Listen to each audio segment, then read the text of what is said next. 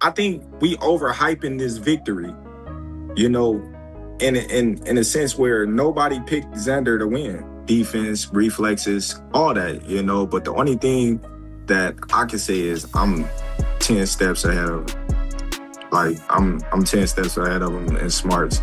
And I think, that's where he'll get in trouble with, coming straight forward, trying to box me or trying to, think shot for shot. Terence Crawford has now fired back at Jaron Ennis after Jaron Ennis publicly called him out, making his position crystal clear. Terence Crawford does not believe Jaron Ennis has the skills, experience, or ring IQ to ever defeat Terence Crawford, and Terence Crawford's responses only added more fuel to the growing rivalry. Knowing when to exchange, when not to exchange. When to move, when to hold. Like if you watched when he got real hurt, real bad, he didn't know when to hold. And we all yelling like, grab him. He's right there to be grabbed. After Jaron Ennis stopped Xander Zayas, Jaron Ennis spoke with complete confidence, making it clear that Jaron Ennis was ready to face anyone at 154 pounds, including Terence Crawford, Virgil Ortiz Jr., Sebastian Fundora, or any other top contender. However, Terence Crawford's reaction completely shifted the conversation, as Terence Crawford dismissed the hype, laughed off the performance, and suggested that Terence Crawford noticed weaknesses in Jaron Ennis' performance that many fans had overlooked. Keep one thing in mind. I don't think no one picked Xander to win. No. And I love Xander and he's a great kid, but no one, like, I think we overhyping this victory, in a sense where nobody picked Xander to win. Everybody was kind of like, okay, he's in over his head and it's a matter of time before Boots catch him and end the fight. But what round will it be? Right. Now, I think it's going to be different when he goes up against a Fundora or a Virgil, because if one of those guys get him hurt like Xander did, I don't think it's going to be the same outcome. That is exactly where the tension between Terence Crawford and Jaron Ennis comes from. Jaron Ennis looked dangerous, explosive, and powerful throughout the fight, but Jaron Ennis also absorbed several clean shots. Terence Crawford and Terence Crawford supporters believe those moments prove that Jaron Ennis is not yet prepared to deal with the timing, patience, experience, and elite ring IQ that Terence Crawford would bring into the ring. Like I said, man, of course, everybody know the competitive nature in myself, but I don't worry about coming back to prove anything, because me coming back and proving something to people that it doesn't matter, what never matters. For that being, they would say, oh, well, he only fought Xander, or they'll come up with some type of excuse, but to credit Boots, like, he's a tremendous talent and he's no walk in the park for no one, so he's a threat to anyone that he stepped foot in the ring with, Terence Crawford did more than simply laugh off the challenge. Terence Crawford also made it clear that Terence Crawford believes Terence Crawford is 10 steps ahead of Jaron Ennis. And that type of statement carries much more weight than an ordinary response, because it questions whether Jaron Ennis is even ready to compete at Terence Crawford's level. If you want to be the Terence Crawford, Floyd Mayweather level of boxing, I need Josh Kelly, I need Fundora, I need Ortiz. We need names, Boots. None of that tune-up. None of that. If you want to be one of the best, you got to go out there and get it and be the best. Get back in the ring by 2027. Come on. If you really want to be one of them boys, I see he loves to talk. I see that. But you got to just show us in the ring. The resumes, that was the beginning of the resume. When Terence Crawford says Terence Crawford has nothing left to prove, Terence Crawford is essentially saying that Jaron Ennis needs to fight far more than Terence Crawford does. While Jaron Ennis is still working to reach legendary status, Terence Crawford believes Terence Crawford has already proven Terence Crawford's greatness through years of championship success and elite performances. I haven't fought this guy, and when I do fight these guys or when I do step up, then it's always an excuse. So now I'm at 38 years old, about to be 39, I don't have nothing to prove. I didn't win everything there is to win. You know, I hope that Jaron have half of the career that I had, you know, or surpass me. If he surpassed me, I'm gonna be rooting for him. You know, I'm gonna be giving him his props. I'm not the type of fighter that, you know, want to see him fail. I want to see him succeed. I want to congratulate him. I want to see him, you know, make it to the Hall of Fame and, you know, congratulate him and things like that, you know. But when you say, oh, he would knock Terence Crawford out, or Terence Crawford ducked him, or Terence Crawford ran, and that's why Terence Crawford retired, it pisses me off sometimes, but at the same time, it's just the game. You know the truth. Yeah, you know the truth. Terence Crawford also made it clear that Terence Crawford believes Terence Crawford has already accomplished everything needed to secure Terence Crawford's legacy. That statement completely changes the direction of the debate. Jaron Boots Ennis can continue calling out Terence Crawford. Fans can continue debating whether Terence Crawford should accept the challenge. Critics can insist that Terence Crawford should return to answer the remaining questions. However, Terence Crawford sees the situation differently because Terence Crawford has already won multiple world titles, defeated elite opponents, conquered different weight divisions, and built a legacy that countless fighters, including Jaron Boots Ennis, are still striving to achieve. Take it easy, big dog. You got anything in closing? Anything we didn't have? Nah. Just, yeah. I'm definitely a fan of boxing. You know, I'm gonna be in Australia. I'm gonna be. I know you're gonna be over there. Yeah. I'm gonna be supporting Spence, rooting him on. Yeah. You know, I just like to support, you know, fighters in his own right. I done been in Boots' locker room supporting him.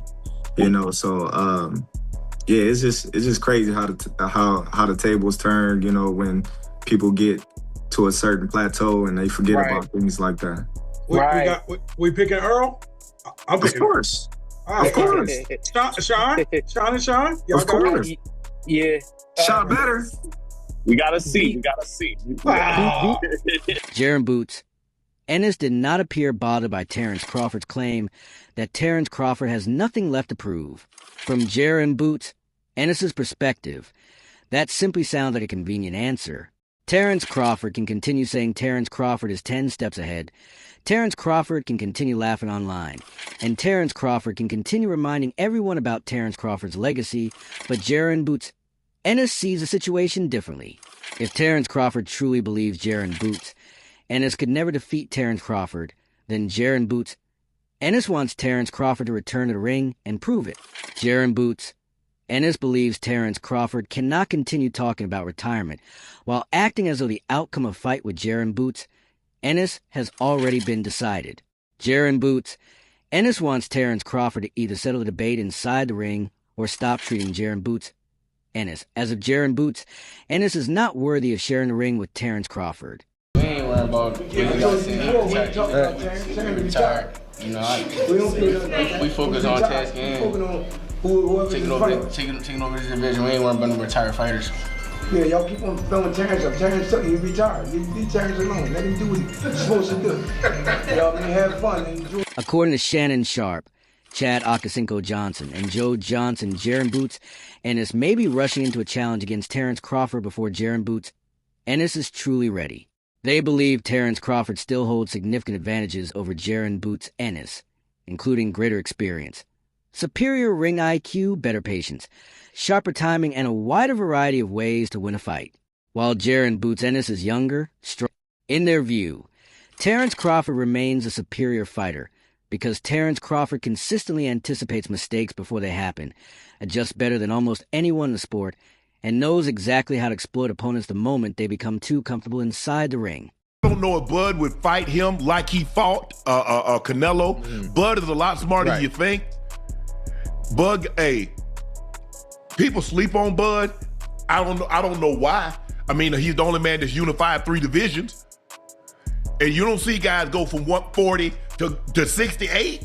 Jump 3, basically one fight at 54. Basically, he jumped 3 divisions. 3. Come on now. But I don't know. I don't know if Bud's like, look, man, I done made money. Now it's time for me to sit back and let these young fellas, let the other fellas have it. He a 4-division champ. He's a three-division unified champ. Let that sink in. In the 4-belt era, he got 3 divisions in which he had all 4. After the debate surrounding Jaron Boots Ennis and Terence Crawford continued to grow, Rick Glazer shifted the conversation toward business rather than hype. Rick Glazer questioned why Terence Crawford would return from retirement to fight Jaron Boots Ennis when Terence Crawford could reportedly earn far more money in a rematch with Canelo Alvarez. Meanwhile, Vinny's Corner argued that Terence Crawford would stop Jaron Boots Ennis, insisting that fans should stop pushing for the matchup because Terence Crawford's timing, defense, patience, counterpunching, and ring IQ are on an entirely different level. Lou DiBella offered a more balanced opinion, saying that if Terence Crawford came out of retirement right now, Terence Crawford would likely defeat Jaron Boots Ennis. But Lou DiBella also emphasized that Jaron Boots Ennis is still developing, has not yet reached his prime, and will only become a more dangerous opponent as time passes. Lou DiBella praised Jaron Boots Ennis' exciting offense while pointing out that Terence Crawford and trainer Brian McIntyre undoubtedly noticed the same defensive openings that many fans observed.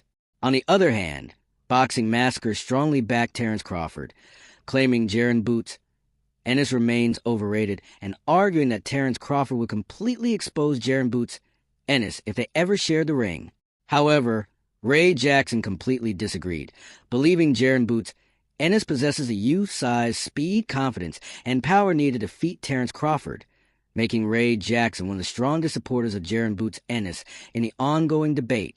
As speculation intensified, Terence Crawford responded with a brief but cryptic statement, saying Terence Crawford would keep Terence Crawford's comments to Terence Crawford while suggesting fans already understood what Terence Crawford was thinking.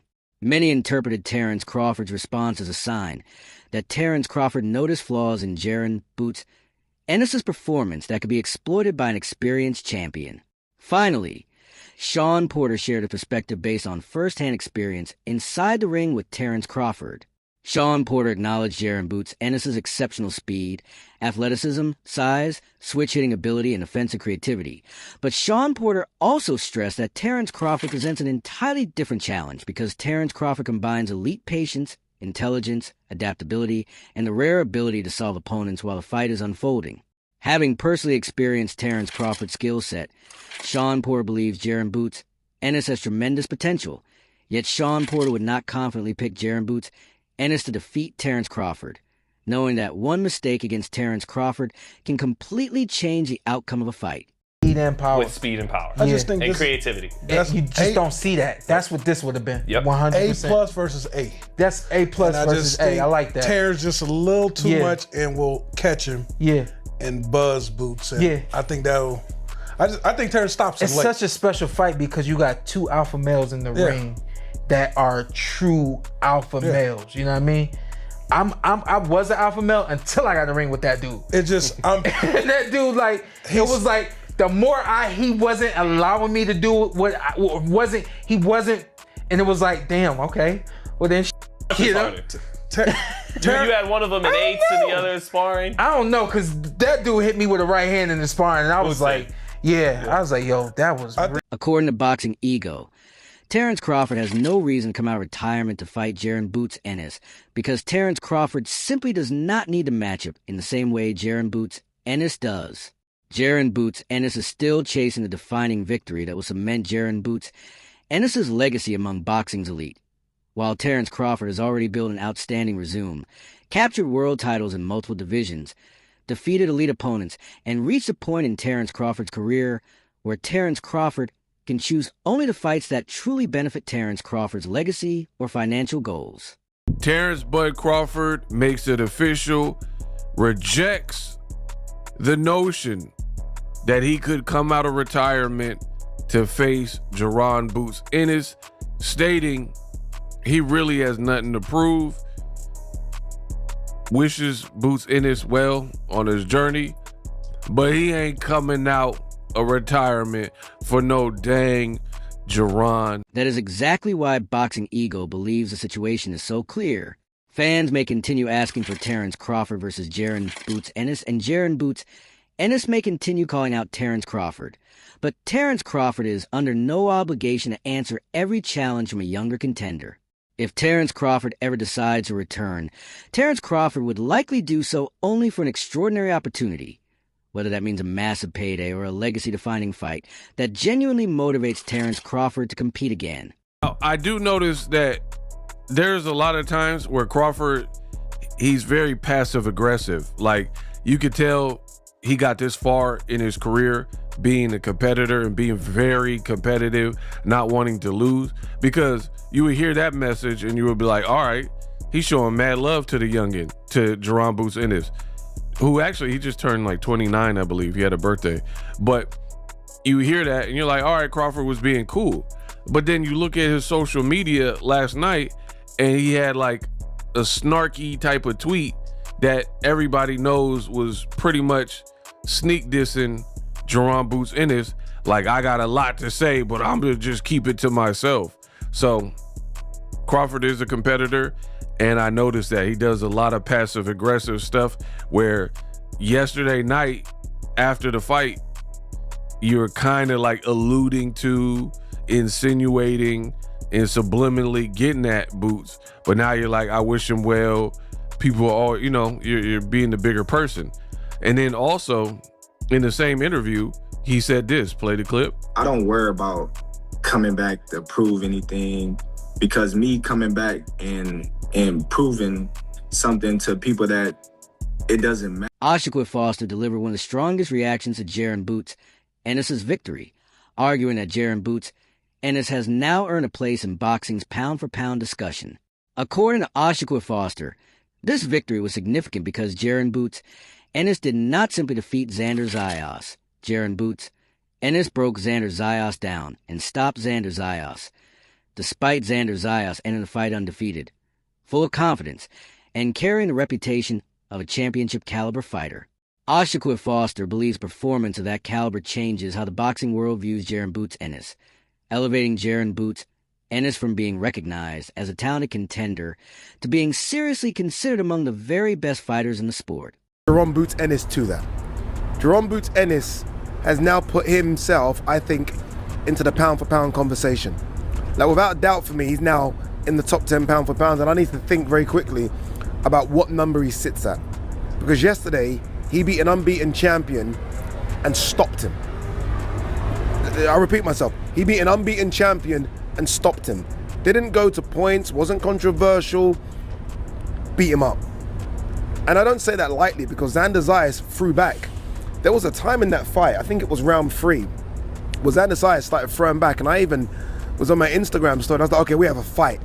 Because the crowd started to get into it. It was the first time in a long time. I feel like we've seen Boots hurt, never really shaken, but you see Boots get connected, but Boots kind of took a back seat, like, okay, this guy's starting to land on me, and I was like, okay, this is it.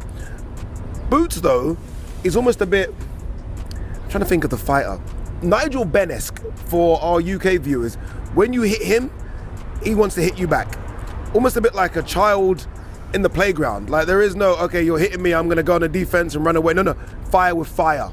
And that was almost Xander Zayas' undoing, because Boots just hits too hard, he's too strong, he's too fast, and ultimately he's just too good. He's too good. He's had a couple of good performances. Before you go, make sure to check out our other videos on your screen for more boxing news, fight breakdowns, and the latest updates on Terence Crawford, Jaron Boots Ennis, and many of the biggest names in the sport.